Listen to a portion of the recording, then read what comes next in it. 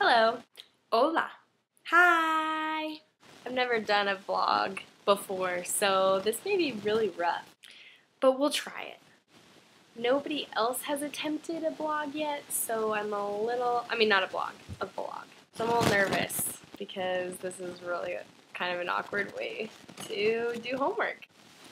So today on my vlog, I would like to talk about the things that frighten me as becoming a future educator. I think most of us that are actually planning on being educators in this class and in the world in general have quite a bit of fear locked up inside of them for being a teacher. And maybe you don't, and maybe that's just me generalizing. For me personally, I have quite a bit of fears that just tend to come into my mind at strange times during the day when I realize that in a few years I could potentially be an educator.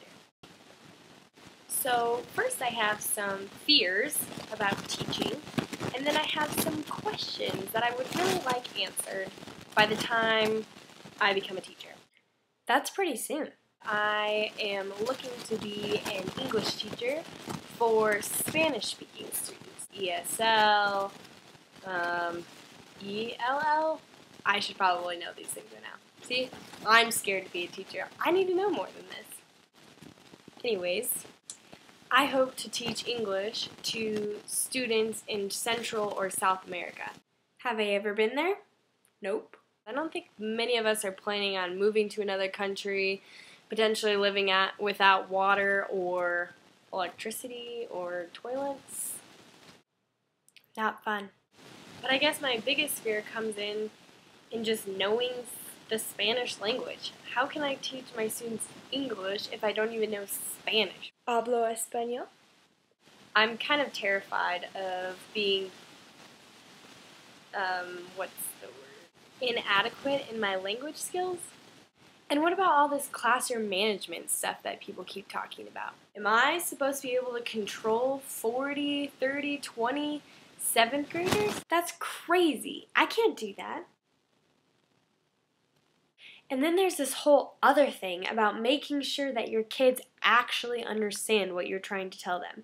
How am I supposed to know if they get it or don't get it? And what if they really just don't understand?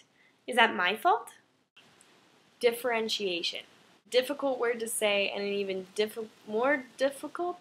I cannot teach English. Difficult word to live out in your classroom. How am I supposed to get to know my students on an individual level while also understanding their readiness for my class and my content area, and then gear my lesson towards that every day?